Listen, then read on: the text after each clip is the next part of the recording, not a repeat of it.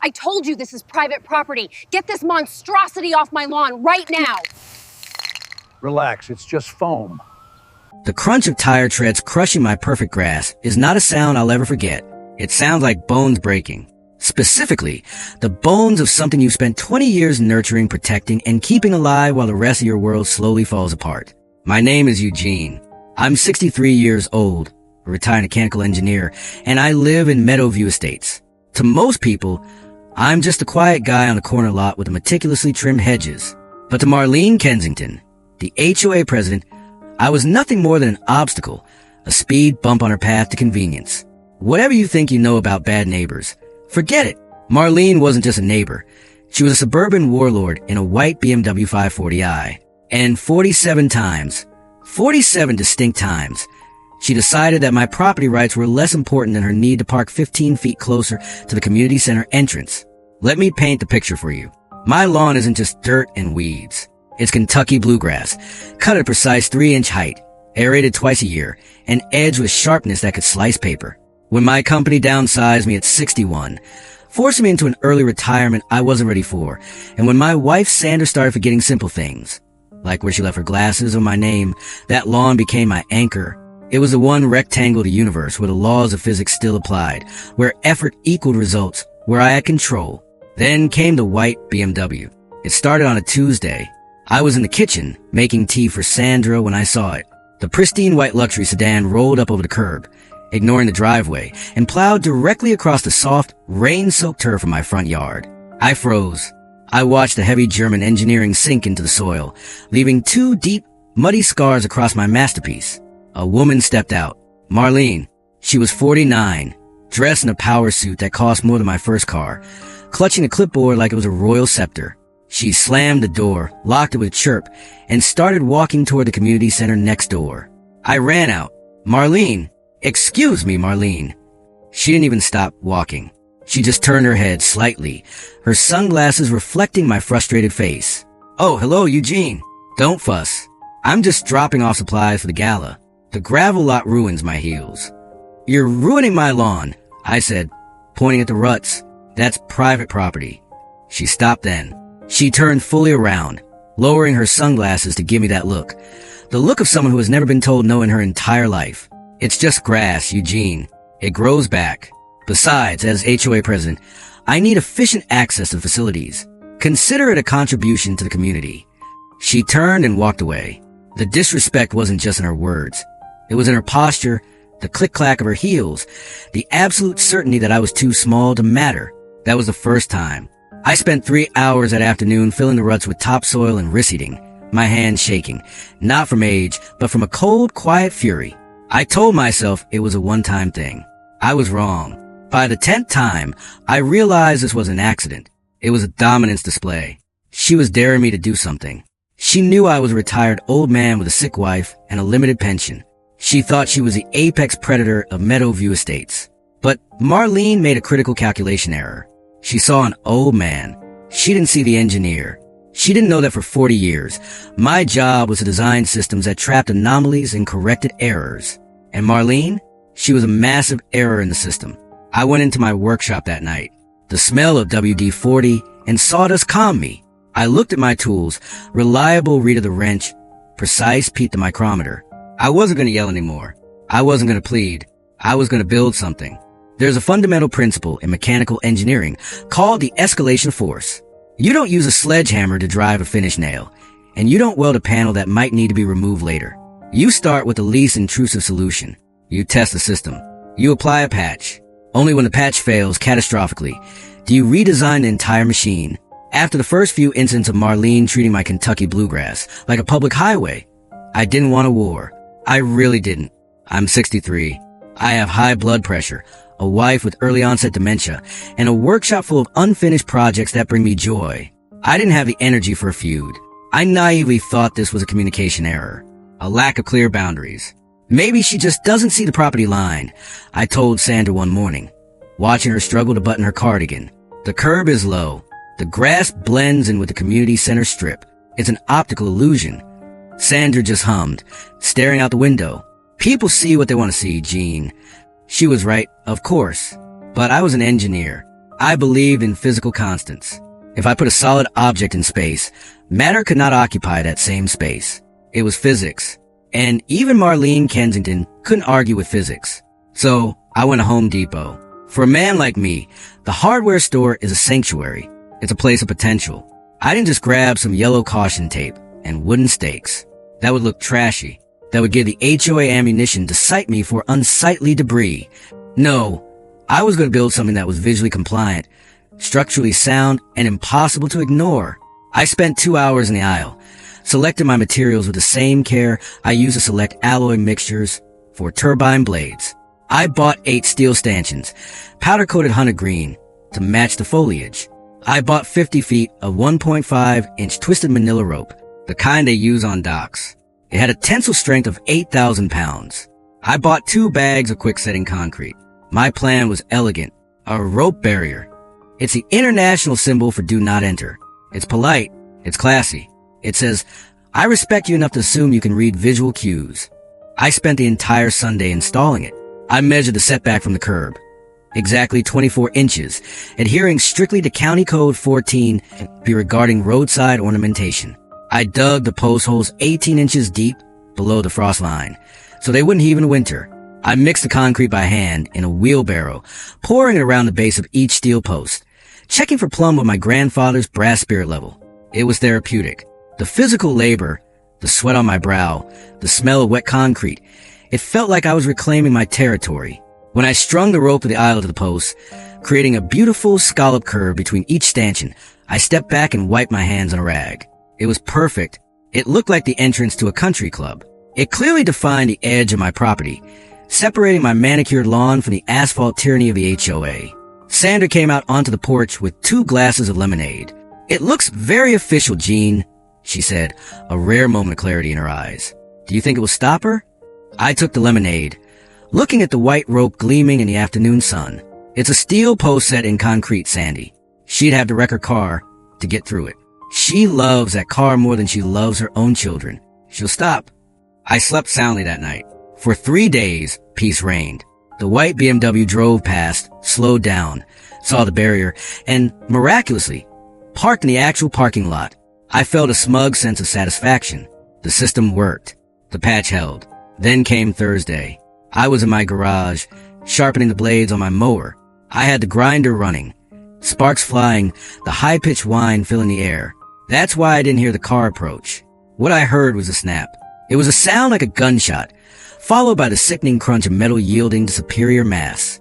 I killed the grinder. Silence hung in the garage for a split second, followed by the sound of a revving engine and the tearing of wet earth. My stomach dropped. I ran to the side door. The scene on my front lawn was a crime against geometry. Marlene's white BMW 540, I was idling halfway across my yard. She hadn't just nudged the barrier. She had plowed through it. The steel posts, my beautiful powder-coated, concrete-anchored posts, were ripped from the earth. The concrete plugs were dragged up through the soil, leaving gaping, muddy wounds in the turf. The heavy manila rope was tangled around her front bumper and caught in her front left wheel well. Because the rope was high strength, it hadn't snapped immediately. Instead, it had acted like a drag line. When she hit the first section, the rope held, pulling the next 3 posts down with it.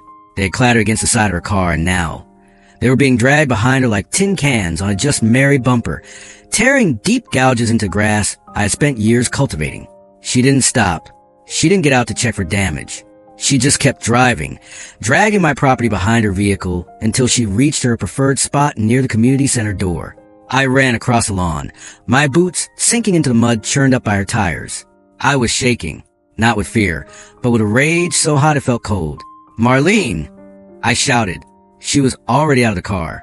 She was looking at her front bumper where the rope was tangled. She looked annoyed, not guilty. Annoyed. She looked up as I approached, breathless. Eugene, look what you've done. I stopped, blinking. What I've done? You drove through a fence. You're on my lawn. She gestured frantically at the scratch on her white bumper. This rope? It's tangled in my axle. I heard it scraping the whole way in. Why would you put something so dangerous so close to the road? It was set back 24 inches. I yelled, my voice cracking. It's a property marker. You have to drive off the road to hit it. She sighed, the long, suffering sigh of a parent dealing with a slow child. She kicked one of the uprooted posts with her designer heel. Well, it's a hazard. I could have been hurt. My car is certainly damaged. I'll have to have the detailer look at the scratches. She reached down, untangled a rope from her fog light with a sharp yank, and dropped it into the mud. You need to clean this mess up, Eugene, she said, adjusting her blazer. We have the garden club meeting in 20 minutes, and this... She waved a hand at the destruction she had just caused. This looks like a construction site. It's unseemly. She turned and walked into the building. I stood there for 10 minutes. I looked at the hole where the post used to be. I looked at the ruts. I looked at the rope, now brown with mud, lying limp like a dead snake. I didn't yell again. I didn't storm into the meeting. I went to the garage, got my shovel, and silently removed the debris. I filled the holes. I raked the mud smooth. I thought that was the end of it. I thought, okay, she's a monster. I just have to accept that physical barriers won't work because she simply doesn't care if she destroys them. But the system wasn't done failing me yet. Friday morning, the mail arrived. I saw the return address. Meadowview Estates Homeowners Association. I opened it at the kitchen table. The paper was thick, high-quality bond. The letterhead was embossed. Notice of violation. Architectural noncompliance. Dear Mr. Fletcher, it has come to the attention of the Architectural Review Committee, ARC, that unapproved permanent structures were erected on Lot 4B, the Fletcher residence. Per Article 7, Section 2 of the HOA Covenants, no fences, walls, or barriers may be erected in the front easement without prior written approval and a license survey. Furthermore, per Article 9, Community Safety, homeowners shall not create hazards that impede emergency access or present a danger to vehicles operating on community thoroughfares. Your installation of steel posts and rope constituted a hostile visual environment and a traffic hazard. While the hazard has been removed, following an incident involving a board member's vehicle attempting to navigate the easement for official business, you are hereby found in violation. Assessment. 1. Unauthorized construction, $150. 2. Creation of a safety hazard, $200. 3. Administrative processing fee, $25. Total due, $375.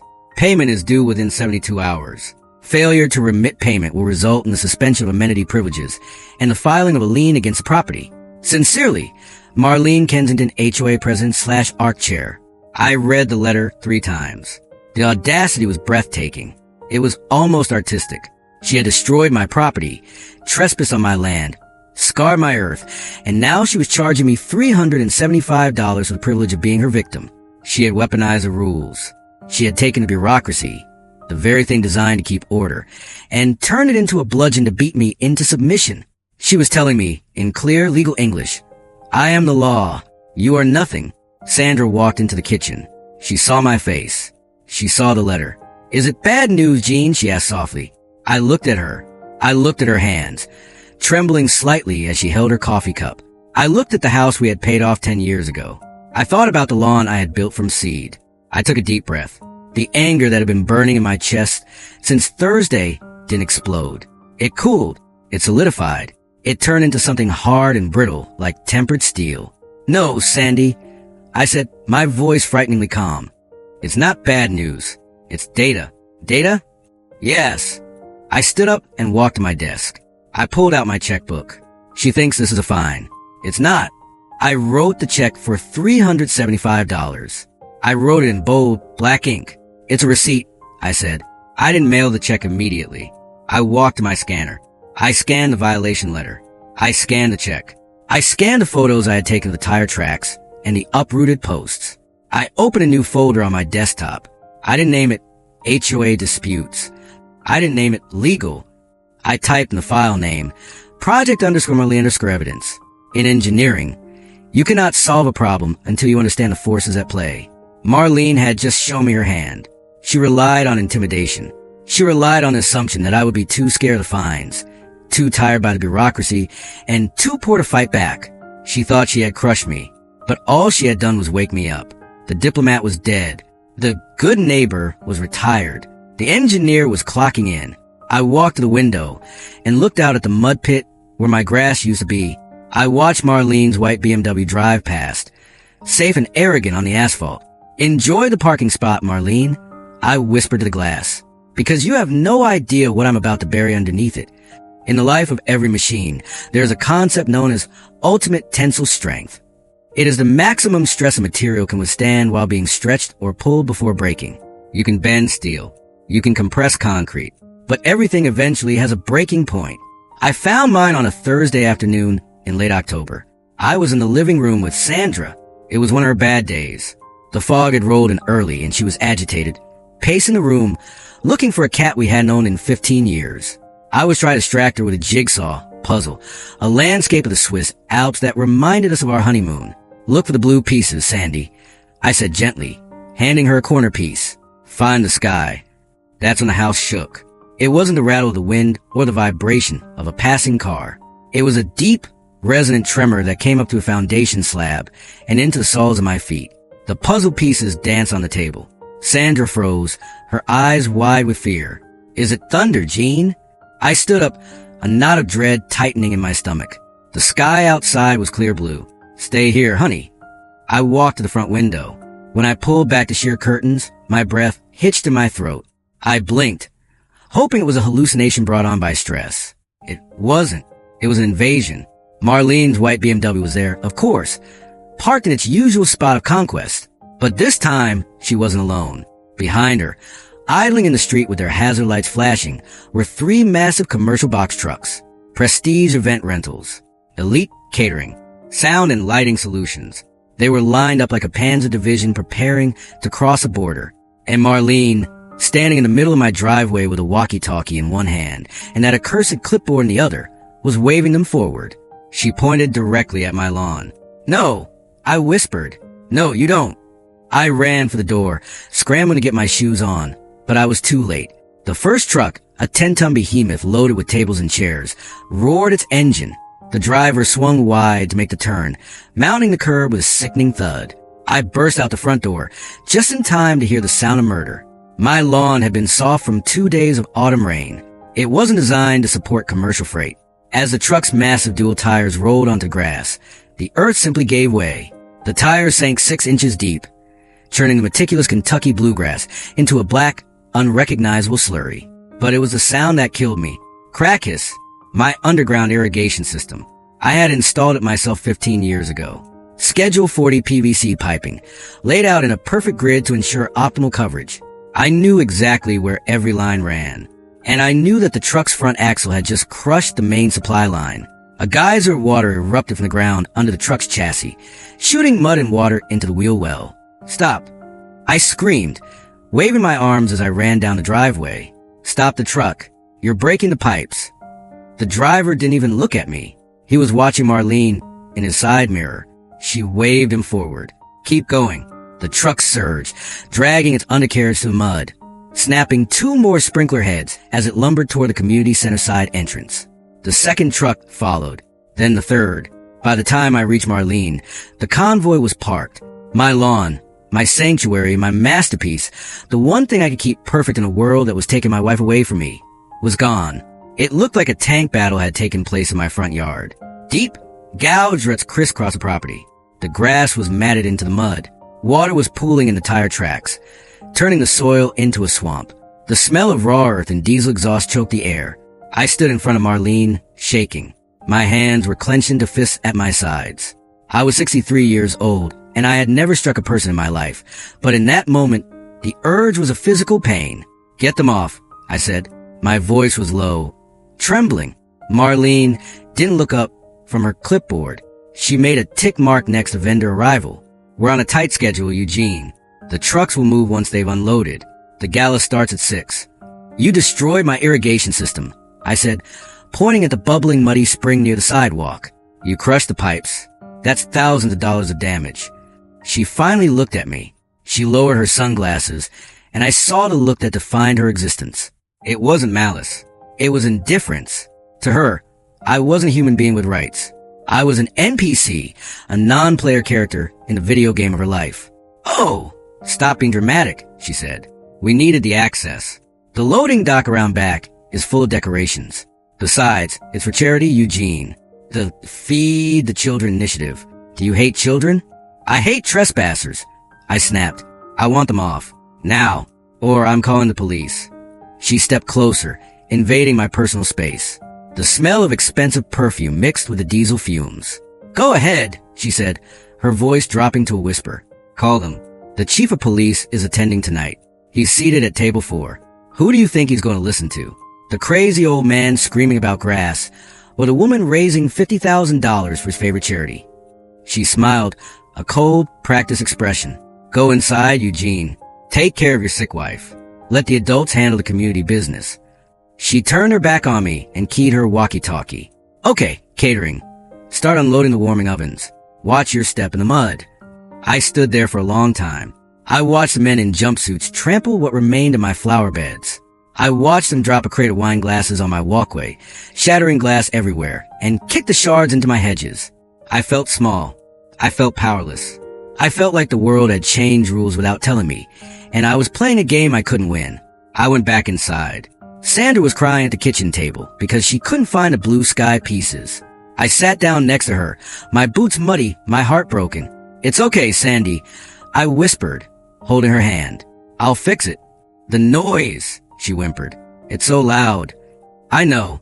It'll stop soon. But the noise didn't stop. The party raged until midnight, bass thumping through my walls. Valets parking cars on the ruins of my lawn. Drunken guests stumbling across my driveway. When silence finally fell, around 1 a.m., I went outside. The moon was full, illuminating the carnage. The trucks were gone, but the scars remained. My lawn was a wasteland of tire tracks, broken glass, and mud. The water from a broken pipe had finally been shut off at the main, but the ground was a marsh. I was standing there, staring at the destruction, when I heard the strike of a lighter. Hell of a mess, Gene. I turned. It was Tom Brennan from next door. Tom was a retired insurance claims adjuster, a man with skin like leather and lungs full of unfiltered tobacco smoke. He was standing on his porch in a bathrobe, smoking a cigarette. She really did a number on you this time, Tom said, walking over the property line. He kicked a clod of mud. Total loss. Turf, irrigation, soil compaction. You're looking at $8 grand to fix this properly. She said it's for charity. I said, my voice hollow. She said it's community service. Tom scoffed. A harsh, barking sound. Charity. Right. He took a drag of his cigarette, the ember glowing bright orange in the dark.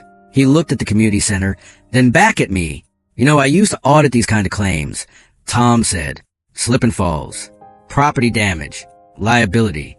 Yeah. Tom leaned in, lowering his voice.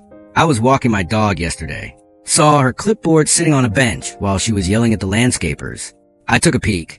I looked at him, and she had an invoice on top, addressed to the HOA insurance provider.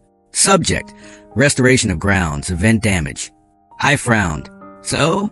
She's billing the insurance to fix the damage. No, Gene, you're not listening. Tom flicked ash onto his own lawn. The invoice was dated last month, for the spring fling damage. Remember when she parked the food truck on the Henderson's lawn? Yeah. The invoice was for $4,500. Turf restoration. It was marked paid. But I looked toward the Henderson's house down the street. Their lawn was still a mess of weeds and ruts. They never fixed the Henderson's lawn. Exactly, Tom said. His eyes were sharp in the moonlight. The money went out. The work never happened. And the check? It wasn't made out to a landscaping company. It was made out to Meadowview Community Services, LLC. My engineer brain hiccuped. A variable had just been introduced that changed the entire equation. Who owns Meadowview Community Services? I asked. Tom grinned. It was a wolfish grin. I looked it up on the Secretary of State website this afternoon. Registered agent, Marlene Kensington. I felt a chill that had nothing to do with the night air. This wasn't just bullying. This wasn't just an entitled Karen on a power trip. This was a business model. I looked at the mud at my feet. I realized with a sudden crystal clarity that my lawn wasn't just collateral damage. It was inventory. She needed to destroy property. Destruction was a trigger for the insurance claim. The insurance claim was a trigger for the payout. The payout went to her shell company. She wasn't parking on my lawn because it was convenient. She was parking on my lawn because it was profitable.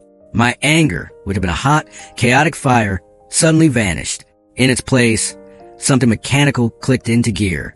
The feeling I got when I looked at a broken engine and finally understood why it wasn't running. Tom, I said, do you still have your login for the county records database? Maybe, Tom said, smoke curling from his nose. Why? Because I don't think I'm going to call the police. I said. Not yet. I turned to look at my house, at the workshop light that I had left burning. Police deal with disputes, I said, my voice steady. They don't understand systems. If you want to take down a machine, you don't hit it with a hammer. You find the critical failure point. You find the loose screw that hold the whole thing together. And what are you going to do? Tom asked. I looked back at the ruts. I imagined the white BMW sitting there. I imagined the weight of it, the pressure. I'm going to induce a catastrophic failure, I said. I turned and walked toward my garage. I didn't see a ruined lawn anymore. I saw a trap waiting to be dug. I saw coordinates. I saw measurements. The invasion was over. The occupation had begun. But Marlene had made a fatal mistake. She had invaded the territory of man with nothing left to lose and a garage full of tools. I walked into my workshop and turned on the main lights. The fluorescent tubes hummed to life, illuminating the pegboard where my wrenches hung in size order. I reached for a fresh pad of graph paper. I wrote the date at the top. Then I wrote a single word in the center of the page, underlining it twice. In engineering, there is a distinct difference between a theory and a proof. A theory is a suspicion. It's looking at a vibrating engine and guessing the bearing is shot. A proof is taking the engine apart, measuring the bearing with a micrometer, and documenting the deviation to the thousandth of an inch. I had a theory. My neighbor Tom had a theory. We believed Marlene Kensington was running a fraudulent enterprise disguised as a homeowners association. But theories don't stand up in court, and they certainly don't stop a 4,000-pound BMW from crushing your property. I needed proof, and to get proof, I needed to trace the flow of energy. In this case, the energy was money. The Monday after the invasion, my house was quiet. Sandra was napping, exhausted by the noise of the weekend's gala. I sat at my kitchen table, which was no longer a place for meals. It was a war room. I had spread out every scrap of paper I had collected over the last 3 months. Violation notices, fines, the cease and desist letter from her lawyer, photos of tire tracks, weather reports matching the dates of the damage. It was a good start, but it was analog.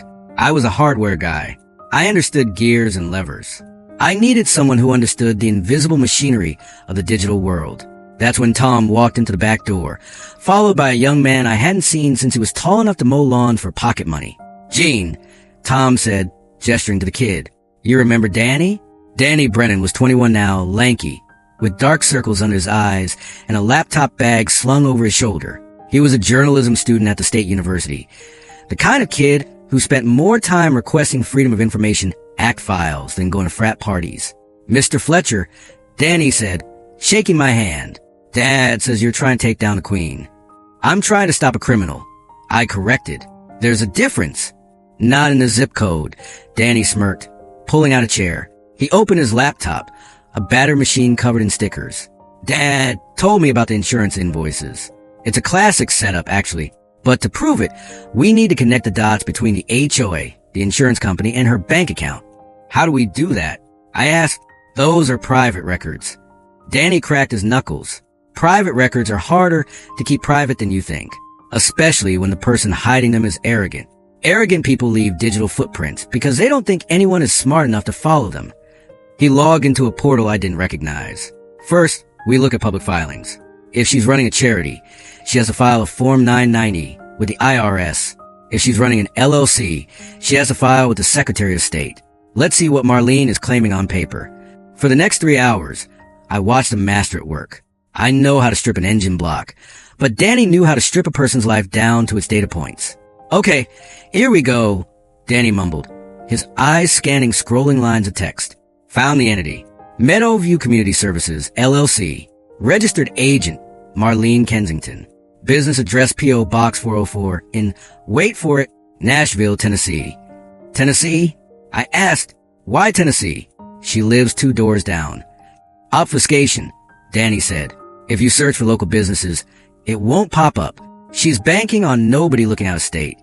He opened another tab. Now, let's look at the officers of the LLC. Marlene Kensington is the manager. The treasurer is a J. Kensington. Her brother, Tom, chimed in, leaning against the counter. Jason lives in Nashville. Used to run a pool cleaning business that got sued for using bleach instead of chlorine. Okay, Danny continued. Now, let's look at the tax filings for the charity events. Here is a filing for the Spring Fling last May. He turned the laptop so I could see. It was a PDF of a tax document. Event revenue, $14,200. Event expenses, $12,800. Net donation to charity, $1,400. Wait, I said, my finger hovering over the screen. She raised 14 grand and only gave 1,400 to charity? Look at the expenses, Mr. Fletcher. Danny pointed. Facilities maintenance, for $1,500. Grounds restoration, $3,200. Security services, $2,000. Grounds restoration, I whispered. That's the Hendersons' lawn. Exactly, Danny said. She claims the cost of fixing the damage as an expense against the charity revenue. That zeroes out the profit. So she pays no taxes on event income. But here's the kicker. Danny's fingers flew across the keyboard. I'm cross-referencing this with the county clerk's lien database. Marlene filed mechanic's lien against the Hendersons' property in June for unpaid HOA assessments related to landscape remediation. I felt the blood drain from my face. Walk me through the flow, Danny, like a schematic. Okay, Danny said, look at me in the eye. Input 1, the gala. She charges for tickets. Revenue comes in. Input 2, destruction. She intentionally damages property. Yours, the Hendersons, the Patels. She ensures the damage is significant. Process 1, the insurance claim. She files a claim with the HOA's master insurance policy for vandalism or accidental damage.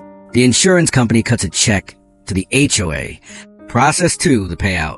As president, she signs a check over to Meadowview Community Services, LLC, her shell company, to do the repairs. Process 3, the double dip. She also lists the repair costs as expenses on the charity tax form to write off the ticket revenue. Output, she keeps the insurance money.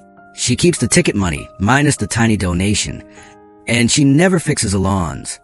She's stealing from everyone, I said, my voice quiet. She's stealing from the ticket holders. She's stealing from the insurance company. She's stealing from the IRS. And she's stealing from us. And she's getting away with it, Tom added, because nobody connects the dots. The Hendersons think the insurance stiffed them. The insurance company thinks the repairs were done. The IRS thinks it's a low-profit charity. How much? I asked, what's the total load on the system? Danny pulled up a spreadsheet he had been building. Based on 3 years of filings, cross-referenced with insurance premiums rising in the neighborhood, I'd estimate she's funneled approximately $47,000 into the Tennessee LLC. And that's a conservative estimate. It could be double that if she's skimming the cash donations at the door. $47,000. I looked at my kitchen, at the worn linoleum we couldn't afford to replace because my pension was fixed and Sanders' medication costs were rising.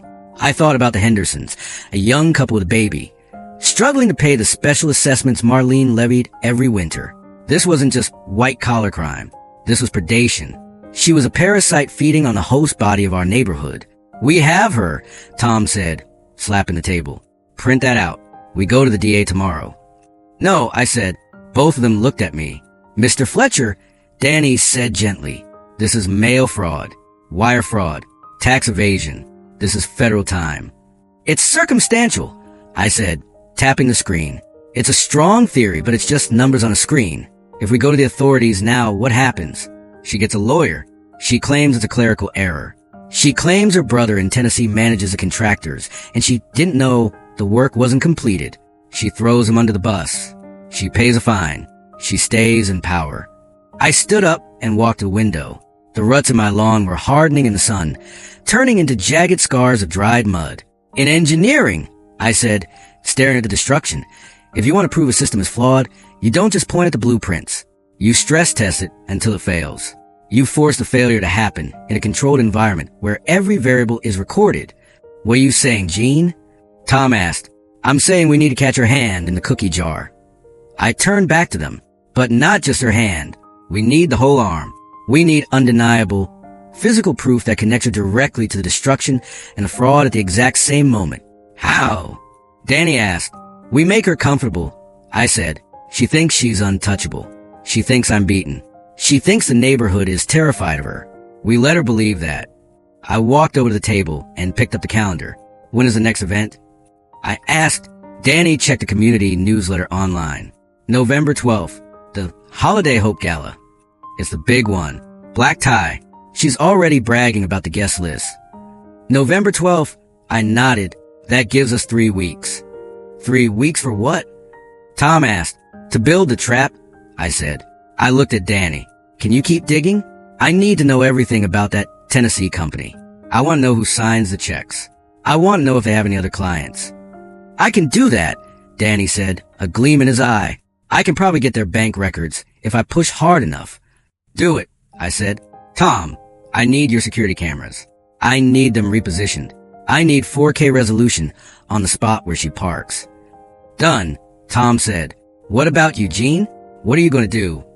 I walked to the drawer where I kept my drafting supplies. I pulled out my vintage compass and a fresh mechanical pencil. I have a physics problem to solve, I said. Marlene drives a 5 Series BMW. It has a curb weight of roughly 4,000 pounds. It has a ground clearance of 5.7 inches. I need to design a delivery system that can bridge that gap in under 3 seconds, exert 50 psi of pressure, and form a chemical bond that requires industrial solvents to remove. Danny looked at me, confused. What kind of delivery system? Expanding foam. I said, polyurethane, the kind that turns into rock. Danny laughed, a short, nervous bark. You're going to glue her car to the ground? I'm going to create a situation, I corrected, where the only way she can leave my property is in the back of a police car. I looked down at the spreadsheet, the paper trail of her crimes. It was dry. It was boring. It was necessary, but it wasn't enough. Justice needed to be loud. It needed to be visual. It needed to be undeniable. She likes to make a scene, I said, looking at the total amount of money she had stolen. $47,000. That was Sanders' care for 2 years. So, I whispered, snapping the lead of my pencil. Let's give her a scene. The paper trail was a fuse. The foam would be the bomb. And I was about to light the match. There's a comforting binary nature to physics. Force equals mass times acceleration. Every action has an equal and opposite reaction. In the chaotic, emotional world of homeowners associations and entitled neighbors, people lie, gaslight, and manipulate. Physics does not lie. Chemicals do not have agendas. They simply follow the laws of the universe. And according to the laws of the universe, 2 objects cannot occupy the same space at the same time, unless, of course, one of those objects is a liquid that expands into a solid, fusing the 2 together at a molecular level. The Wednesday after we uncovered the paper trail, I wasn't looking at spreadsheets anymore. I was in my workshop, staring at a bright orange canister that I had purchased from an industrial supply warehouse on the edge of town. Great stuff, Pro. Gaps and cracks. To the average homeowner, this is a $5 solution for drafty windows. It's a nuisance product, sticky, messy, and hard to control. But to a mechanical engineer, polyurethane foam is a marvel of material science. It is an isocyanate-based prepolymer. When it leaves a pressurized canister and hits the air, it reacts with ambient humidity. This reaction is exothermic. It generates heat. As it heats, the propellant gas expands the liquid into a froth. This froth seeks out every available void, pressing into cracks, wrapping around contours, and filling space with an aggressive, relentless pressure. Within 10 minutes, it becomes tacky. Within an hour, it cures into a rigid closed-cell plastic structure that is waterproof, airtight, and incredibly durable. But its most important property for my purposes was adhesion. Polyurethane foam bonds to almost anything: wood, concrete, metal, and, crucially, vulcanized rubber. Once it cures, it doesn't just sit on the surface. It bonds chemically. You can't wash it off. You can't dissolve it with water. Acetone only works while it's wet. Once it hardens, there's only one way to remove it: mechanical abrasion.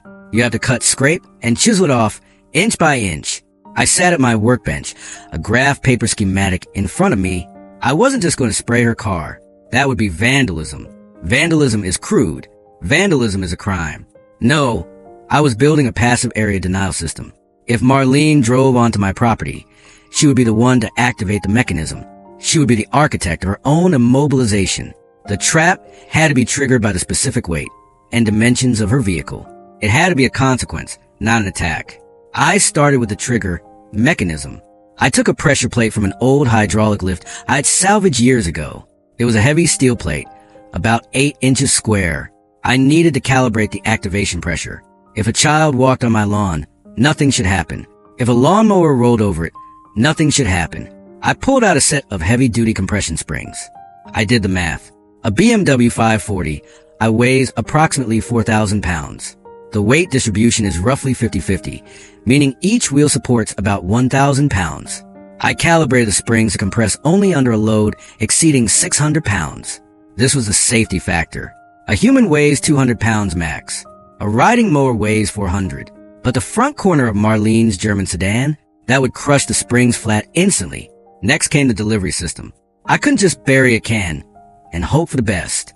I needed volume. I needed speed. Standard consumer cans dispense too slowly. I needed an industrial dump. I modified a high-flow nozzle assembly, connecting it to a manifold that linked 3 canisters of the high-expansion foam together. I buried these vertically in a plastic bucket, which would serve as the housing. The mechanism was simple, elegant, and brutal. When the tire rolled over the sod-covered pressure plate, the plate would depress 2 inches. This downward motion would drive a steel plunger into the manifold trigger, opening all 3 canisters simultaneously. The foam would travel up a short, wide bore tube concealed in the grass. It wouldn't shoot straight up. That would just hit the tire tread. I angled the nozzle at 45 degrees, aiming it inward. When activated, the foam would shoot into the wheel well. The wheel well of a car is a complex geometry of suspension struts, brake lines, plastic liners, and the wheel itself. It is confined space. When you inject high expansion foam into a confined space, it doesn't just pile up, it packs. It would wrap around the control arm. It would fill the voids in the alloy rim. It would encase the brake caliper. And as it expanded, it would lock that wheel in place with the strength of a hardened resin boot. It wouldn't damage the engine. It wouldn't hurt the paint on the hood. But it would turn that front left wheel into a solid block of yellow plastic. The car wouldn't be able to roll. It wouldn't be able to steer. It would be a 4,000-pound paperweight. I spent Thursday and Friday prototyping. I built a test rig in the backyard using an old tire mounted on a stand. Test 1, failure. The nozzle clogged. Test 2, failure. The foam expanded too slowly, dripping out before filling the void. I switched to Great Stuff Pro with a gun applicator. I modified the trigger to lock open upon impact. Test 3, success. I dropped a 500-pound concrete block onto the plate. Hiss! The foam erupted. It wasn't a spray. It was a deluge. Within 30 seconds, the test tire was engulfed. Within 2 minutes, the foam had expanded to the size of a beach ball, wrapping completely around the axle stand. I let it cure for an hour. Then I tried to turn the tire. I grabbed the rubber with both hands and heaved. I'm a strong guy for my age, but the tire didn't budge. The foam had bonded the rubber tire to the steel stand. It was fused. I tried to chip it off with a screwdriver. The foam was dense, like hard styrofoam mixed with concrete. It took me 20 minutes to clear a 3-inch patch. I stood back, sweating, looking at my creation. It was beautiful. It was non-lethal, non-destructive to the environment, and absolutely infuriating to remove. It's a boot, I whispered to myself. It's a chemical parking boot. Now, I needed the coordinates. Engineers love patterns. Patterns are predictable. Marlene was arrogant, and arrogance breeds complacency. I went back to my Project Marlene folder and pulled out the photos of the tire tracks. I analyzed 47 distinct instances of trespassing because she always parked in the exact same spot to avoid walking an extra 10 feet, and because she always used a decorative boulder on my lawn as a visual reference point for a bumper. Her tire placement was incredibly consistent. The center of the rut was exactly 42 inches from the edge of the driveway and 60 inches back from the boulder. The deviation was less than 4 inches. My pressure plate was 8 inches wide. If she parked where she always parked, she would hit the bullseye. Saturday night, a week before the gala, I went to work. I waited until 3 a.m. The neighborhood was silent. The only light came from the street lamps. I dug the hole with the precision of an archaeologist. It had to be deep enough to conceal the canister housing, but shallow enough for the nozzle to be effective. I lined the hole with a plastic bucket to protect the mechanism from soil moisture.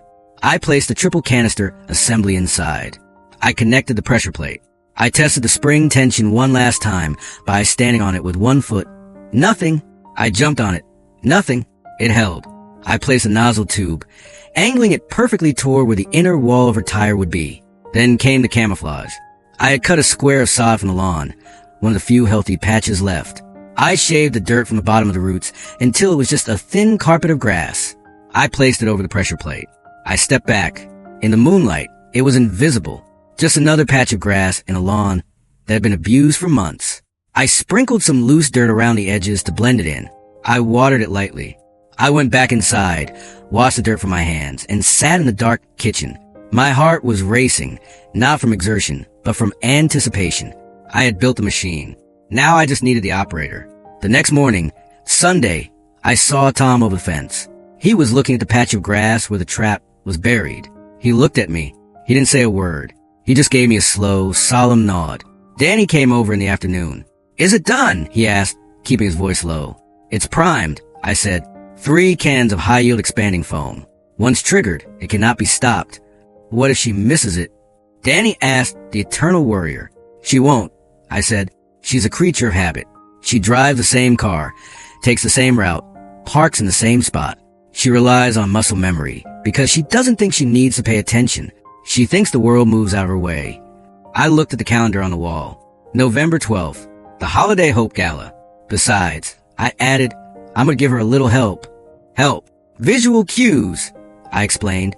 I'm going to place a small, reflective garden stake about 5 feet past the trap. Subconsciously, she'll use it to align her hood. It will guide her right into the kill zone. Danny looked at me with a mixture of fear and admiration. "You really are an engineer, aren't you?" Systems analysis. Danny, control the variables, control the outcome. The week dragged on. Every day, I checked the trap. I checked the weather. No rain forecast for Saturday, which was good. Rain might soften the ground and absorb some pressure. We needed firm soil. Marlene was busy too. I saw her BMW zooming back and forth, organizing the gala. The tents arrived on Thursday. The tables on Friday. On Friday afternoon, she stopped her car in the street. She rolled down the window and shouted at me while I was getting the mail. "Eugene, make sure you mow that lawn before tomorrow. It looks like a jungle. We have distinguished guests coming." I looked at the patch of grass, hiding the pressure plate. It was slightly higher than the rest. "I'll take care of it, Marlene." I called back. "I'll make sure it's memorable." "See that you do," she sneered and sped off. I went into the garage and patted the hood of my truck.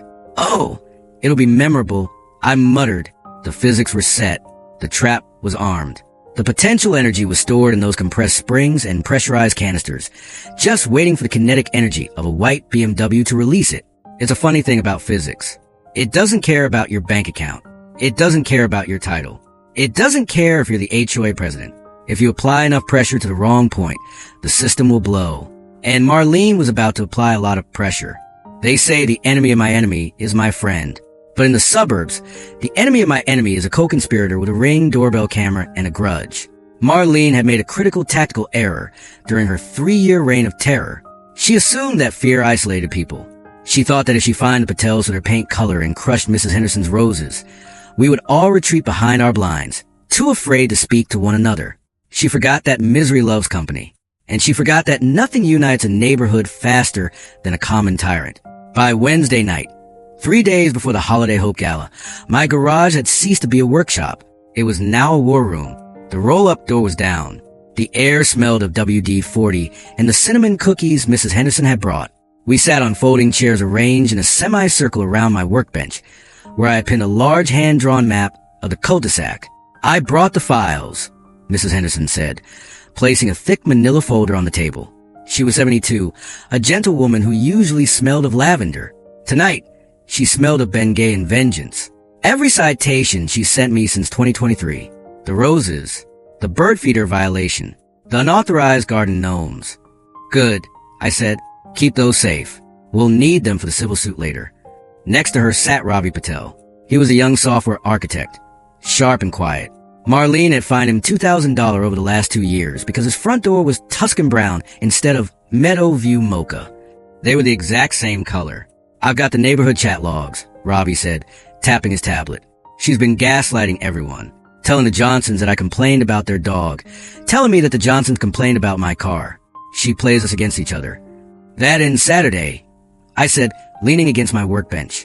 "We are not victims anymore. We are the resistance." I pointed to the map. "The trap is set here. X marks the spot. But a trap is useless if she spins a narrative. She will lie. She will say I attacked her. She will say it was a mechanical failure. She will say I gave her permission." I looked at Tom. "We need eyes." Tom grinned, the expression of a man who had waited years for this moment. He opened a heavy Pelican case on the table. Inside lay 3 high-end security cameras, the kind they use in casinos. "I've got you covered, Gene," Tom said. "I'm installing camera 1 on my chimney stack. It has a 40x optical zoom. It's aimed directly at your pressure plate. It'll catch the tire rolling over the sod in 4K resolution." "Camera 2? I asked. "Camera 2 goes in the azalea bush across the street," Tom continued. "Ground level. It will capture the expansion of the foam from the wheel's perspective. It'll look like an action movie." "And camera 3? Tom's grin widened. "Camera 3 is the kill shot. I'm mounting it on a utility pole disguised as a junction box. It's aimed at the driver's side door. It will capture her face the exact moment she realizes she's stuck." "Excellent," I said. "Danny, what's the status on the feds?" Danny was sitting in the corner, typing furiously. "It's confirmed. Special Agent Miller isn't just coming to watch. He's obtained provisional warrant based on the double invoicing evidence we sent over." "Double invoicing?" Ravi asked. "Yeah," Danny said without looking up. "She gets the catering company to send her 2 invoices. One for the real amount, one inflated by 50%. She pays the real one, bills the HOA for the inflated one, and pockets the difference. It's wire fraud. And since she used the U.S. mail to send the checks, mail fraud. Miller is going to let her accept the charity donations at the door, then close the net." The room went silent. The weight of what we were doing settled on us. This wasn't just a prank. We weren't egging her house. We were dismantling a criminal enterprise. "Everyone knows the plan," I said quietly. "Do not engage her. Do not argue with her. Let her feel safe. Let her feel powerful. Arrogance is the fuel for this trap. If she feels threatened, she might change her routine. We need her to park exactly where she always parks." "We're with you, Gene," Mrs. Henderson said, patting my hand. Her grip was surprisingly strong. "For the roses." The next 2 days were an exercise in psychological warfare.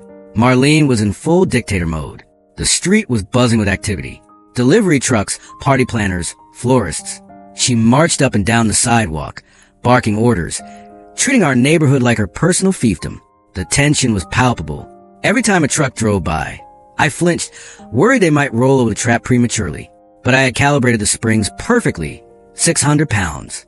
A delivery van parked on the street wouldn't trigger it. It had to be a direct hit. On Friday afternoon, the day before the gala, the final test came. I was in the driveway, washing my truck, and carefully checking the camouflage on the sod patch, when I saw Marlene walking toward me. She was carrying a wicker basket wrapped in cellophane. She wore a pastel yellow cardigan and a smile that didn't reach her eyes. It was a smile of a shark contemplating a seal. "Eugene!" she called out, her voice dripping with artificial sweetener. I put down the hose. "Marlene, I brought you something," she said, holding out the basket. "Blueberry muffins. I know they're Sandra's favorite. I wanted to extend a peace offering before the big day." I didn't take the basket. I just looked at it. It was a bribe. A cheap, pathetic bribe. "What do you want, Marlene?" She sighed, putting the basket on the hood of my truck. She took off her sunglasses. "Look, Eugene, I know we've had our friction, but tomorrow is important. Channel 7 News is coming. The mayor is coming. I need the street to look pristine." She gestured to my truck. "I need you to move this truck into your garage. And I need you to leave the driveway and the front lawn clear. We're expecting 60 guests.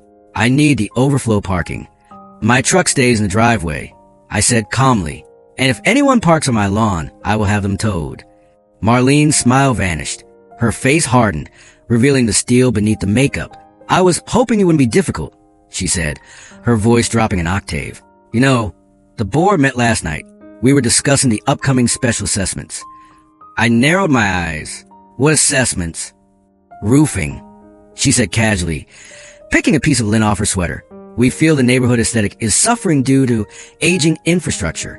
We're looking at a mandatory roof replacement order for all homes built before 1990. That includes yours, Eugene."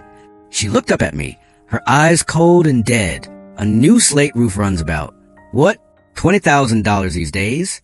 Maybe 25? It would be a shame if a retired couple on a fixed income had to come up with that kind of money on short notice. It might even force them to sell." There it was, the nuclear option. She was threatening to bankrupt me. She was threatening to take my home, to displace my sick wife, simply because I wouldn't let her park a few cars on my grass. In that moment, Any lingering doubt I had, any small voice in my head saying maybe this is too extreme, died instantly. I looked at her. I looked at the woman who had terrorized my friends, stolen from our community, and was now threatening my survival. I smiled. It was a genuine smile because I knew something she didn't. I knew that in 24 hours, she wouldn't be the HOA president. She would be a federal suspect. You do what you have to do, Marlene, I said softly. She mistook my calm for defeat. She smirked, putting her sunglasses back on. I knew you'd see reason, Eugene. Move the truck by noon tomorrow and enjoy the muffins. She turned and walked away, her heels clicking on the pavement. She walked right past a hidden patch of sod. Her foot missed the trigger plate by 6 inches. I watched her go. Enjoy the muffins, I muttered, picking up the basket and dumping it directly into the trash can. That night, the neighborhood was quiet, the calm before the storm. I sat in the dark living room with Sandra, watching the streetlights flicker on. The camera feed on my laptop showed the street in grainy black and white. Is it ready? Sandra asked from her armchair. She was knitting, though there was no yarn on the needles. It's ready, I said. She's a bad woman, Jean, Sandra said, her voice clear. She hurts people. I know, Sandy. Make sure she stops. I reached over and squeezed her hand. I promise. Tomorrow, she stops. I looked at the monitor. The trap was invisible under the moonlight. The cameras were recording. The IRS agent was prepping his warrant. The neighbors were ready with their testimony. The alliance was silent, but it was strong. And as I turned off the lamp, I felt a strange sense of peace. The engineering was sound. The variables were accounted for. All that was left was for the mouse to take the cheese. There is a specific quality to the light on the day of a manufactured disaster. It was Saturday, November 12th. The sky was a piercing, innocent blue, the kind that belongs on a postcard, completely indifferent to the fact that down on Earth, in the cul-de-sac of Meadowview Estates, a war was entering its final phase. By 2 p.m., the transformation of our quiet street was complete. It was impressive in a grotesque sort of way. Marlene hadn't just organized a party. She had constructed a film set.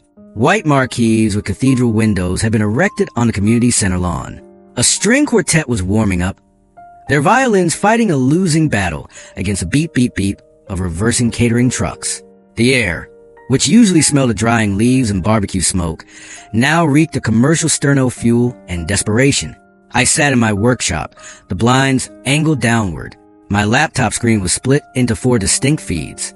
Feed 1, Tom's chimney camera, providing a high-angle view of the entire street. Feed 2, the Azalea cam zoomed in on the patch of sod hiding the pressure plate.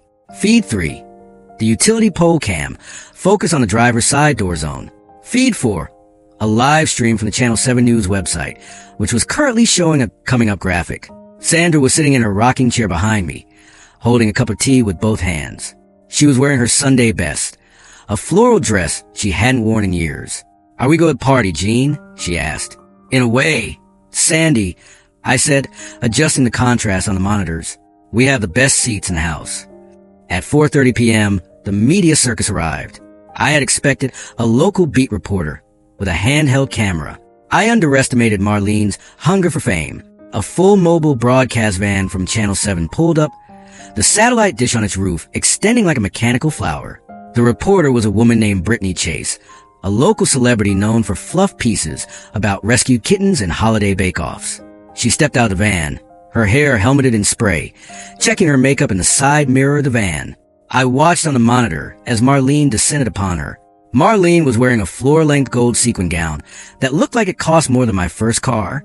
She glittered in the afternoon sun, a disco ball of ego. I turned up the volume on the live stream. So grateful you could make it, Brittany, Marlene was saying, clutching the reporter's arm. This event is the heartbeat of our community. We're hoping to raise $50,000 for the Children's Literacy Initiative. It looks spectacular, Brittany said, practicing her serious but uplifting news voice. And I hear the whole neighborhood pitched in? Oh, absolutely, Marlene lied, her smile stretching tight. We are a family here. Everyone sacrifices a little for the greater good. See that lawn over there? She pointed directly at my house, at my ruined, rutted lawn. That's Mr. Fletcher's property. He graciously offered it as our overflow parking area. He said, Marlene, if tearing up a little grass helps one child read, then tear it up. He's such a dear. I felt the bile rise in my throat. The audacity was breathtaking. She was rewriting reality in real time, painting me as a willing martyr to her cause on live television. "Did you say that, Jean?" Sandra asked, confused. "No, honey," I gritted out. "I definitely did not say that." At 5 p.m., the guests began to arrive. This was the part that worried me. The variable phase. The trap was armed. The springs were calibrated for 600 pounds. If a guest parked a heavy SUV on the spot, the show would be over before it began. But Marlene, in her infinite narcissism, had solved that problem for me.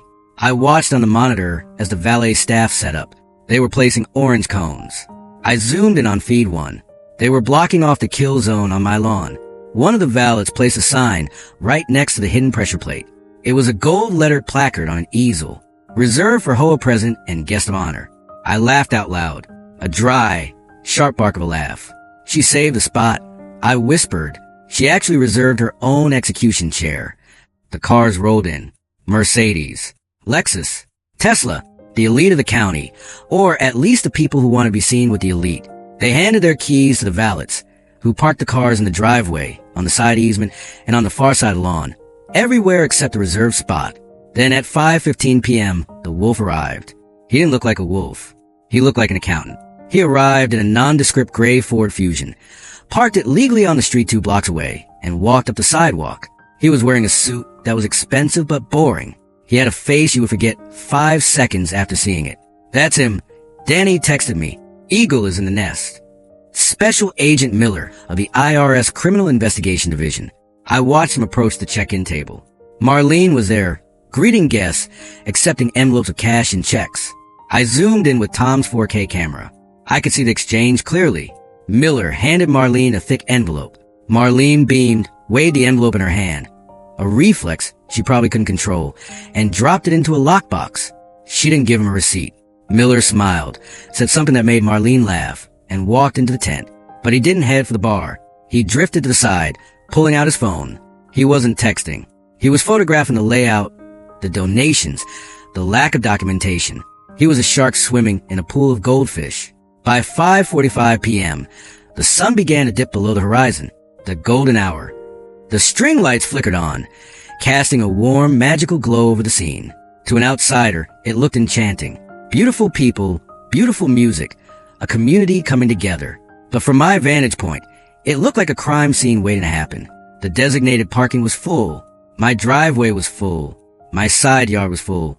The only empty space left on the entire street was a patch of green directly over my pressure plate, marked by the reserved sign. The Channel 7 cameraman hoisted his rig onto his shoulder. Brittany Chase checked her teeth one last time. "We're going live in 2 minutes," the producer shouted. "We need the arrival shot." Marlene was missing. This was part of her ritual. She would greet the early guests, then disappear, drive her car around the block, and make a grand entrance right when the media coverage started. She wanted a shot of her stepping out of the white BMW, waving to the crowd, the benevolent queen returning to her throne. I checked the time. 5:58 p.m. My phone buzzed. It was Ravi Patel. Visual contact. White BMW 540I turning onto Oak Street. ETA 60 seconds. My heart hammered against my ribs. This was it. The culmination of 3 months of humiliation, $47,000 in fraud, and countless sleepless nights. "Here we go, Sandy," I said, my hand hovering over the record button on my hard drive, even though it was set to auto record. "Is the dragon coming?" Sandra asked. "Yes," I said. "The dragon is coming."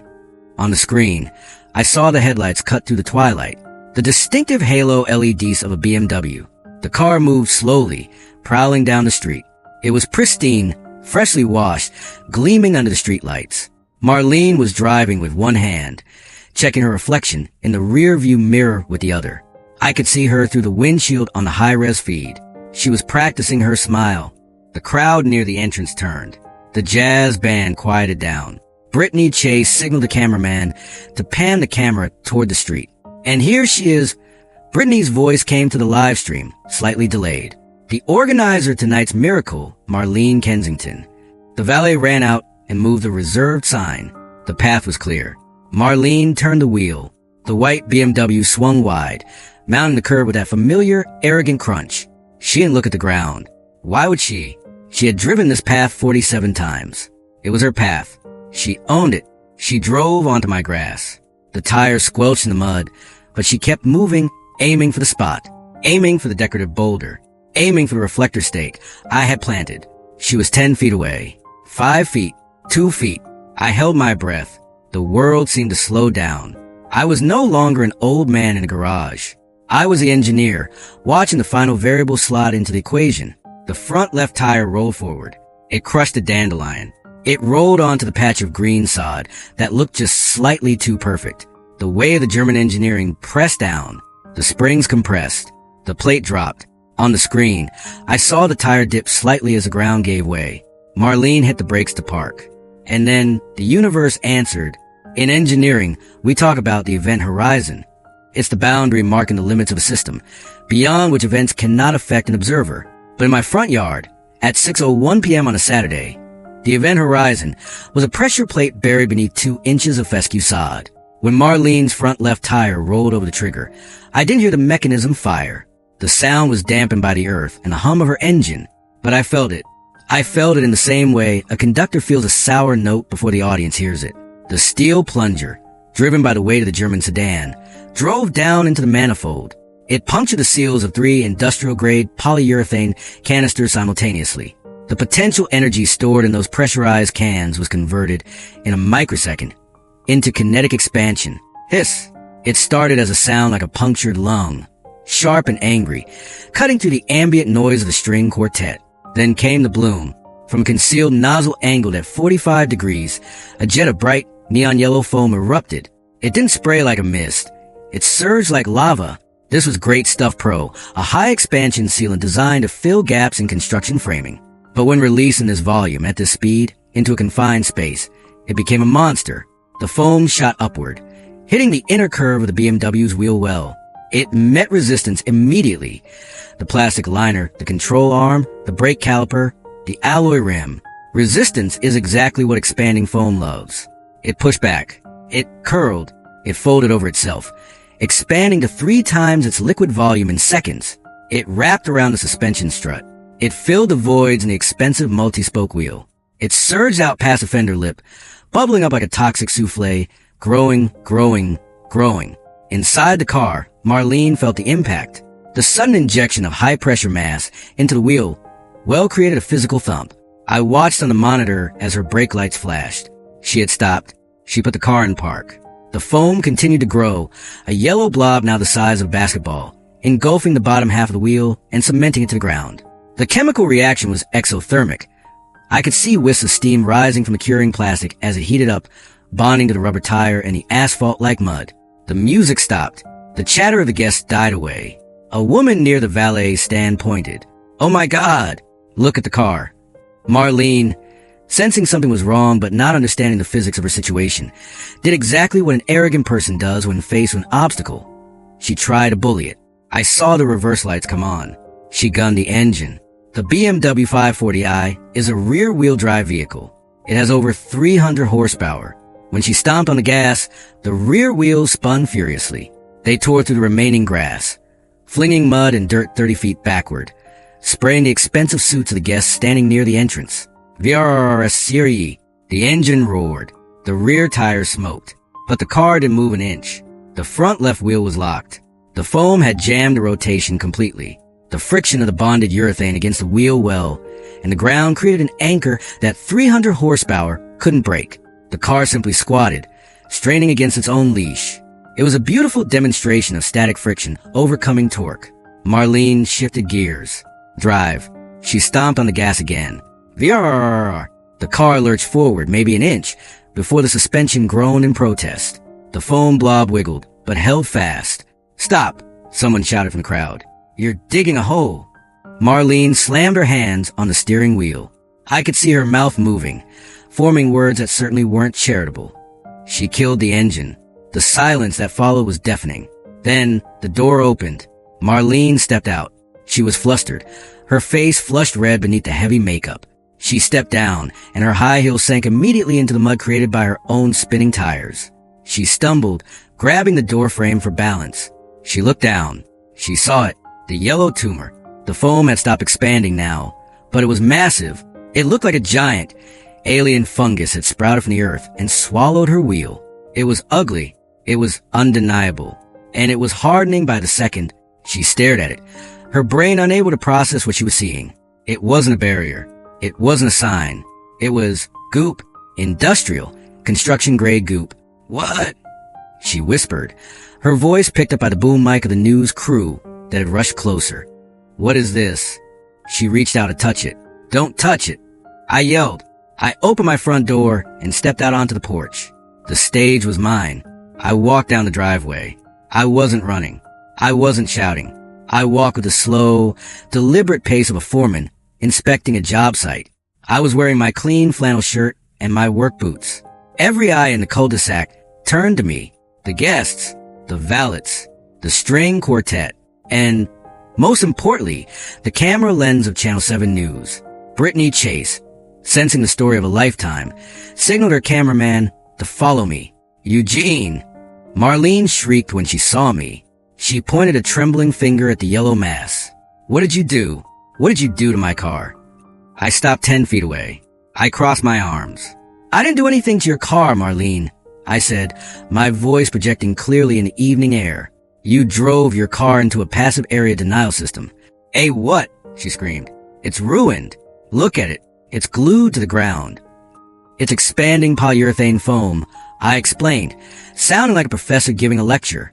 Great stuff, pro. It bonds to rubber and metal. It cures in 15 minutes. Right now, it's in the tacky phase. If you touch it, it will stain your skin black for a week. I wouldn't recommend it. The guests were murmuring. Phones were out. Flashes were popping. This wasn't charity gala anymore. It was a spectacle. You did this on purpose. Marlene yelled, stepping toward me. She looked deranged, her gold dress mud-splattered, her hair coming loose. This is a trap. This is assault. I'm going to sue you for everything you have. I'll take your house. I'll take your truck. I looked at the camera. The red light was on. We were live. Marlene, I said, keeping my voice level, you have parked on my lawn 47 times. I have sent you 3 registered letters. I have installed a rope barrier, which you destroyed. I have installed signs, which you ran over. I pointed at the trap car. You destroyed my irrigation system. You caused $8,000 in damage to my property. And every time you told me it was for charity. You told me my property rights didn't matter because you were the HOA president. It is for charity, she yelled, playing to the crowd. This is for the children. And you ruined it because you're a selfish, bitter old man. Is it? I asked. I looked past her, toward the gray Ford Fusion parked down the street. Is it for the children, Marlene? Or is it for Meadowview Community Services, LLC? Marlene froze. The color drained from her face. So fast it looked like a magic trick. What? She whispered. Meadowview Community Services. I repeated, louder this time. The company registered in Nashville. The one that bills the HOA for repairs that never happen. The one that collects the insurance payouts for the damage you caused to our lawns. The crowd gasped. It was a collective intake of breath that sucked the air out of the street. You're crazy, Marlene stammered, backing up. I don't know what you're talking about. I think you do, I said. And I think he does too. I pointed to the tent. Special Agent Miller stepped out from the shadows. He wasn't smiling. He walked toward us, flashing his badge. It glinted under the streetlights, silver and authoritative. Marlene Kensington? Miller asked. Marlene looked at him, then at her car, then at me. She looked like a trapped animal. Who are you? She squeaked. Special Agent Miller, IRS Criminal Investigation, he said. And this is Agent Santos, FBI White Collar Crimes. Another agent, a woman I hadn't even noticed, stepped out of the crowd. We have a warrant for the seizure of all financial records related to the HOA and your personal LLC, Miller said. And we're going to need to impound this vehicle as evidence. Once we get it unstuck. Brittany Chase, the reporter, had stopped narrating. She was just standing there, mouth open. Her cameraman, however, was a professional. He zoomed in on Marlene's face. It was a face of total collapse. The mask of suburban queen cracked and fell away, leaving behind a terrified, greedy fraudster. But the gala, Marlene whispered. The mayor's wife is here. I believe the mayor's wife just left, Miller noted dryly, nodding toward a black sedan that was peeling out of the driveway, anxious to distance itself from the scandal. Marlene turned to me. Her eyes were wet. Eugene, she pleaded. Please. It's just a misunderstanding. We can fix this.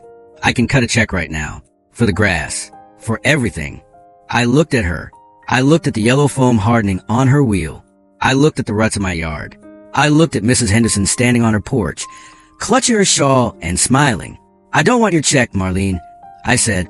I reached into my pocket and pulled out a receipt. The receipt for 3 cans of expanding foam. Total cost, $14.97. I just wanted you off my lawn. I turned and walked back toward my house. Behind me, the chaos truly began. Marlene started screaming at the agents. The news anchor back in the studio was asking Brittany for clarification. The guests were demanding refunds. But I didn't look back. I walked up the porch steps. Sandra opened the door. She was smiling. "Did the dragon get stuck, Jean?" she asked. "Yeah, Sandy," I said, wiping a speck of mud from my boot. Ideally, we would have used a mechanical boot, but chemically speaking, yeah, she stuck good. We went inside and closed the door. Outside, the tow truck arrived. I watched through the window as the driver scratched his head, looking at the yellow blob. He pulled out a crowbar. He hit it. Thwack. The foam didn't chip. It didn't crack. It just sat there, bright yellow and defiant. The driver laughed. He turned to the FBI agent and shrugged. "I'm gonna need a saw," he said, and as the saw blade bit into the foam, sending yellow dust into the cool night air, I sat down at my kitchen table, picked up my tea, and finally, for first time in 3 months, enjoyed the silence of a job well done. Physics, it never disappoints. In structural engineering, progressive collapse is a term used to describe what happens when a primary structural element fails, resulting in the failure of adjoining members, which in turn causes further failure. Think of a house of cards. Think of a domino line. Think of Marlene Kensington's life at 6:15 p.m. on a Saturday. The foam trap was a primary failure. But what followed wasn't just a breakdown. It was a cascading, catastrophic disintegration of a 3-year criminal enterprise, broadcast live in high definition. I was back inside my house, but I wasn't hiding. I was in the command center, my kitchen table, watching the monitors. Outside, the scene had shifted from a gala to a crime scene investigation, illuminated by the harsh, artificial glare of the Channel 7 news lights. Brittany Chase, the reporter who had arrived hoping for a puff piece about literacy, had smelled blood. She was no longer smiling. She was speaking rapidly into her microphone, her back to the trapped BMW. Developments here at the Holiday Hope Gala are taking a bizarre and dramatic turn. The HOA President's vehicle has been immobilized by what appears to be an industrial adhesive trap, and federal agents, yes, you heard that correctly, federal agents have emerged from the crowd. The camera panned to Marlene. She was standing by the driver's side door, one hand clutching her pearl necklace, the other gesturing wildly at Special Agent Miller. "You can't do this," she screamed, her voice shrill enough to penetrate my double-pane windows. "This is a private event. That man destroyed my property. Arrest him." Agent Miller didn't flinch. He looked bored. He held up a piece of paper. The warrant. "Ms. Kensington, this warrant authorizes the seizure of all physical and digital records pertaining to Meadowview Community Services, LLC. That includes the contents of your home office, your laptop, and..." He patted the roof of the white BMW. "This vehicle. You can't take my car." Marlene shrieked. "I need to get home." "You live 3 houses down, Marlene," a voice shouted from the crowd. I looked at the monitor. It was Ravi Patel. He was standing on his lawn, holding a beer, grinning like a man watching his favorite sports team win the Super Bowl. Next to him was Mrs. Henderson and the Smiths and the Garcias. The Silent Alliance had come out of the shadows. They lined the sidewalk, a jury of her peers, watching the verdict be delivered. Marlene spun around, looking at her neighbors. She looked for support. She looked for the fear she was used to seeing in their eyes. She found none. "Ravi," she yelled. Tell them how much I do for this neighborhood." "You fined me $2,000 for my door color, Marlene," Ravi shouted back. "And you pocketed the money." The guests, the wealthy donors in tuxedos and gowns, were beginning to panic. The illusion of benevolence had shattered. They realized they were standing in a muddy yard, surrounded by police, implicated in a scam. "I want my check back," a man in a velvet blazer said, pushing his way toward the donation box. "Don't touch that box." Agent Santos barked. The FBI agent stepped in front of the table. "That is evidence." Marlene saw her empire crumbling. She did the only thing she could think of. She tried to flee, not on foot. Her ego wouldn't allow her to run, but she tried to retreat into the safety of her car. She grabbed the door handle. I'm calling my lawyer, she announced, pulling the door open. And I'm leaving. She sat in the driver's seat. She slammed the door. She hit the start button. The engine roared to life. The 300 horsepower engine purred. She shifted into reverse. Scree! The rear tires spun on the asphalt mud mixture. Smoke billowed up, smelling of burnt rubber. The car shook violently. But the front left wheel, the one encased in a hardened, yellow polyurethane tumor, did not move. It was fused to the earth. The foam had expanded into the suspension, locking the wheel rotation completely. The chemical bond between the foam, the tire, and the ground was stronger than the friction of the rear tires. She shifted to drive. Scree! The car lurched forward half an inch, dragging the foam blob, before the suspension groaned and the car stalled. It was pathetic. It was mechanical slapstick. I took a sip of my tea. Physics, Marlene. I whispered to the screen. Static friction coefficient. You can't beat it. Agent Miller tapped on the window with his knuckles. Knock, knock. Miss Kensington, he shouted through the glass. Turn off the vehicle. If you continue to damage federal evidence, I will add obstruction of justice to the charge sheet. Marlene stared straight ahead, gripping the steering wheel so hard her knuckles were white. She was sobbing now. The mascara was running down her face in black streaks. She looked like a melting wax figure. Finally, she slumped. She turned off the car. She opened the door. And that's when the real unraveling happened. As she stepped out, defeated, Agent Santos moved in. We need to secure the vehicle, she said to Miller. Open the trunk. No. Marlene lunged. That's personal. Agent Santos blocked her effortlessly. Miller hit the trunk release button on the key fob he had snatched from Marlene's hand. The trunk popped open. The Channel 7 cameraman, sensing the money shot, zoomed in. The bright light illuminated the contents of the trunk. It wasn't spare tires or jumper cables. It was 3 large banker's boxes. And because Marlene was disorganized in her criminality, the lids weren't even untight. Jackpot, Danny texted me. Agent Miller pulled the first box out. He lifted the lid. He pulled out a binder. He opened it, angled it toward the light, and whistled. Well, Miller said, his voice carrying to the stunned crowd. 2 sets of books, one labeled HOA Official and one labeled MCS Internal. Agent Santos, look at this. He held up a ledger. Invoice for pool resurfacing dated July 12th. Cost, $18,000. Paid to Meadowview Community Services. He looked at Ravi Patel. Hey, does this neighborhood have a pool? No. The entire neighborhood shouted in unison. Didn't think so, Miller said. He pulled out another file. Invoice for snow removal dated August 4th. $5,000. It doesn't snow in August. Mrs. Henderson shouted. The crowd of donors gasped. Marlene stood there, stripping the petals off a flower arrangement she had knocked over, her eyes vacant. She was dissociating. The reality of her situation was too big to process. And what do we have here? Miller reached into the back of the trunk and pulled out a bank bag. The blue zippered kind. He unzipped it. Bundles of cash. Checks made out to cash. Structuring, Miller said, listing the crimes like he was reading a grocery list. Money laundering, embezzlement, wire fraud. He turned to Marlene. You were using the car as a mobile safe, weren't you? You knew if we raided the house, we'd find the safe. But who checks the spare tire well of a BMW? I was holding it for safekeeping, Marlene stammered, her voice weak. Because the bank was closed. For 3 years. Miller raised an eyebrow.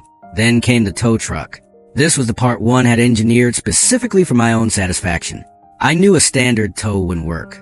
I wanted to see them struggle. The tow operator, a burly guy named Mike who had towed my truck once when it broke down, looked at the foam blob. He scratched his beard. I can't drag it, Mike told the agents. That stuff is like concrete. If I winch it, I'll rip the front axle right out of the transaxle. The car is totaled if I force it. We need the car intact, Agent Santos said. It's evidence. Then we gotta cut it free, Mike said. He walked to his truck and pulled out a reciprocating saw, a sawzall, with a 12-inch demolition blade. ZRRT. The sound of the saw was aggressive. Mike knelt in the mud, my mud, and jammed the blade into the yellow foam. Yellow dust sprayed everywhere. It covered Mike. It covered the side of the pristine white BMW. It floated in the air like pollen. It took him 20 minutes to cut through the foam. 20 minutes of Marlene standing in the glare of the news lights, watching a man saw her beloved status symbol out of trap made of $5 worth of insulation. Every time the saw hit the rim, it made a screeching metal-on-metal sound that made everyone wince. "Scree, my rims," Marlene wailed. "Those are custom alloys. They're evidence." Miller shouted back, losing his patience. Finally, with a loud crack, the foam block separated from the ground. A chunk the size of a microwave remained attached to the wheel, but the car was free from the earth. "Hook it up," Mike yelled. They winched the car onto the flatbed. It looked ridiculous. A luxury German sedan with a giant yellow tumor stuck to its front leg, yellow dust coating its paint, dragged up a ramp like a broken toy. As the car rose into the air, Marlene seemed to deflate. Her power was tied to that car. It was her chariot. Without it, she was just a woman in a ruined dress standing in the mud. Agent Santos approached her. She didn't put handcuffs on her. Not yet.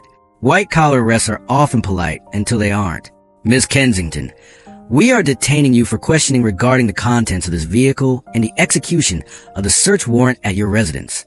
You will need to come with us." I have guests," Marlene whispered, looking at the empty tent where the waiters were busily packing up the untouched shrimp cocktails. "Your guests have left, Marlene," Agent Miller said. It was true. The donors had fled like rats from a sinking ship. The moment the word fraud was mentioned, the Teslas and Mercedes had peeled out of the neighborhood, leaving only the residents who had been terrorized for 3 years. As the agents escorted Marlene toward their unmarked sedan, she had to walk past the Silent Alliance. She had to walk past Mrs. Henderson, past Ravi, past Tom. She stopped in front of Mrs. Henderson. "Martha," Marlene sniffed. "You know I did my best. The roses were a code violation." Mrs. Henderson looked at her. She looked at the woman who had poisoned her soil. "My roses are growing back, Marlene," Mrs. Henderson said softly. "But you're not coming back." Marlene sobbed, a loud, ugly sound. The agents guided her into the back seat of the Ford Fusion.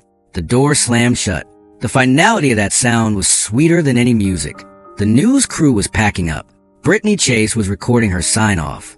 A stunning conclusion to what was supposed to be a night of charity. The Holiday Hope Gala has ended in federal seizures and a neighborhood in shock. Reporting live from Meadowview Estates, where one homeowner's landscaping choice became a trap for an alleged fraudster. Back to you, Jim. The lights died down. The tow truck drove off with the BMW. The federal agents drove off with Marlene. Silence returned to the cul-de-sac, but it wasn't the heavy, fearful silence of the last 3 years. It was a light, airy silence. The silence of relief. My phone buzzed. A text from Tom. "Did you get the shot of her face when the trunk opened?" I looked at the save file on my computer. Marlene's face, illuminated by the harsh light. Realizing her mobile vault had been cracked. "I got it." I texted back, "Frame it." I stood up and stretched. My back cracked. I felt old, but I felt light. I walked to the front door and opened it. The air was cool and crisp. The smell of diesel and perfume was fading, replaced by the smell of wet earth and curing foam. Tom was walking across the lawn, carefully stepping over the ruts. Danny was with him. "You crazy son of a bitch," Tom said, grinning. "You actually did it." "Physics, Tom," I said. "It's all just physics." Danny looked at the hole in the ground where the foam had erupted. "What about the damage?" "Your lawn is destroyed." Again. I looked at the mud. I looked at the ruts. I looked at the yellow dust covering my driveway. "It's not destroyed, Danny," I said. "It's under renovation." I looked down the street. The flashing blue lights of the police escort were fading in the distance. And I think I added, "We're going to have plenty of money in the budget to fix it properly this time." The unraveling was complete. The knot was untied. And for the first time in a long time, Meadowview Estates could breathe. But the engineer in me knew one thing remained. The cleanup and the rebuilding. Because when you tear down a rotten structure, you have to build something better in its place. Entropy is the tendency of a system to move toward disorder. A neglected lawn grows weeds. A neglected engine rusts. A neglected neighborhood falls prey to tyrants like Marlene Kensington. But there is an opposing force in engineering. Work. Energy applied with purpose to create order. In the weeks following the Holiday Hope Gala, I applied a lot of work. But for the first time in years, I wasn't working alone. The footage of the foam trap didn't just make the local news. It went thermonuclear. By Monday morning, the video titled HOA President's BMW versus Expanding Foam had 2.3 million views on YouTube. Comments rolled in from all over the world. from frustrated homeowners in Ohio to engineers in Germany praising the structural integrity of the foam matrix. Marlene became a meme, the foam lady, a symbol of entitled defeat. But while the internet laughed, the federal justice system was quietly, methodically grinding her into dust. The legal fallout was swift and brutal. Because Agent Miller had seized the physical records from her trunk, Marlene's lawyer had zero leverage. They found the double invoices. They found the bank transfers to her brother in Tennessee. They found the tax filings where she claimed the repairs to Mrs. Henderson's lawn as charitable beautification, while pocketing the insurance money. It wasn't just Meadowview Estates. The FBI investigation revealed that Marlene and her brother had been running this scam across 3 different counties. Total estimated fraud, $127,000. Marlene pleaded guilty to wire fraud and tax evasion in exchange for a lighter sentence. She got 18 months in a federal correctional facility, minimum security, but prison nonetheless. She was also ordered to pay full restitution plus penalties. To fund this, the government seized everything. The white BMW 540i, with the foam still attached to the wheel, was auctioned for parts. Her grandmother's condo in Florida was sold. Her jewelry collection was liquidated. And then the checks started arriving. I remember the day I got mine. It was a Tuesday in December, a cold, gray day. I opened the envelope from the Department of Justice's Victim Compensation Fund. Paid to the order of Eugene Fletcher Mount, $12,800. It covered the damage to the irrigation system. It covered the sod. It covered the emotional distress. And in a twist of irony that made me chuckle, it covered the $14.97 for the cans of expanding foam. I held the check in my hand.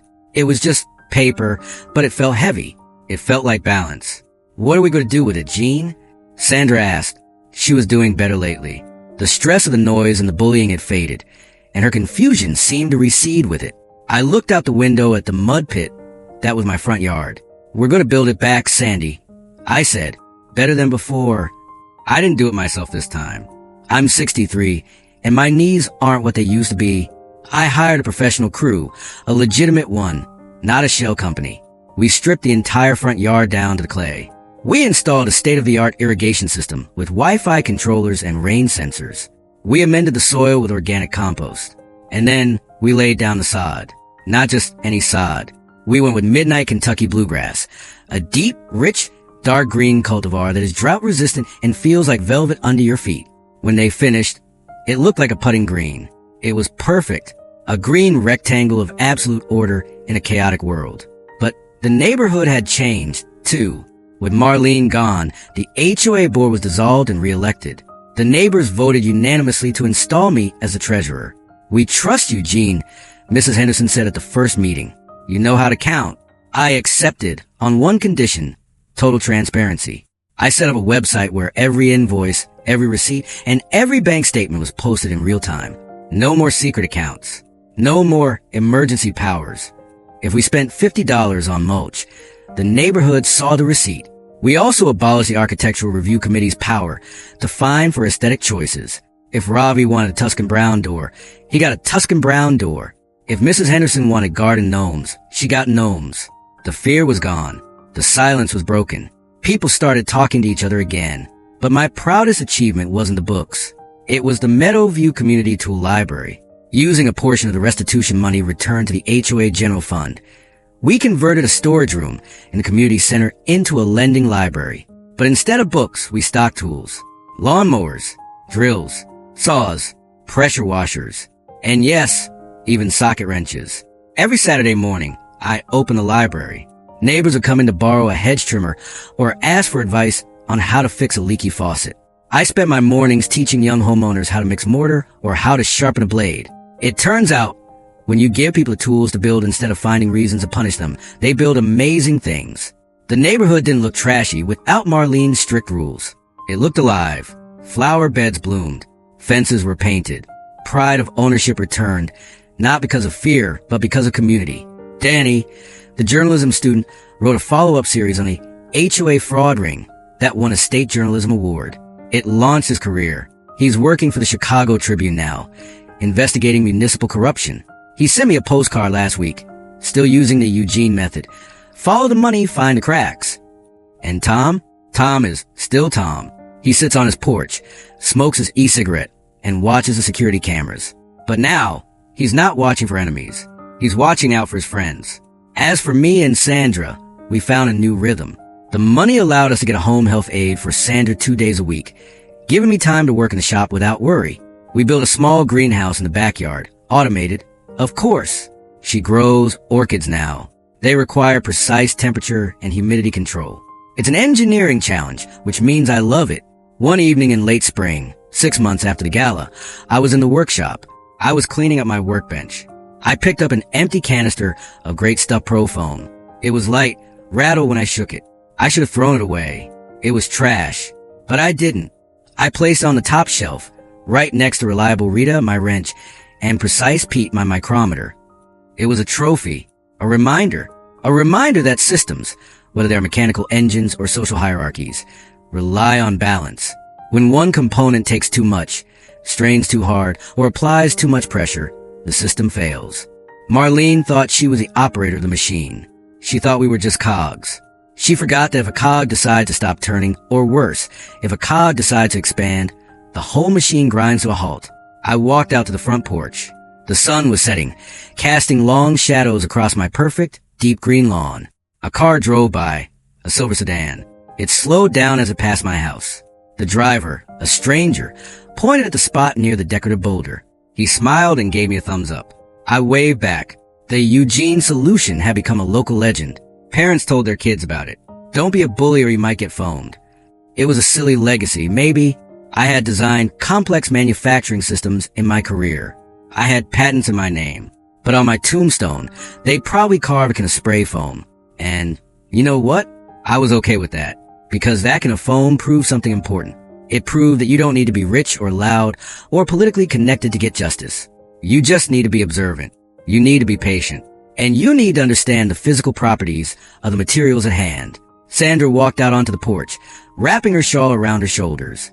The evening air was cool. Is the dragon gone, Jean? She asked, looking at the peaceful street. I put my arm around her.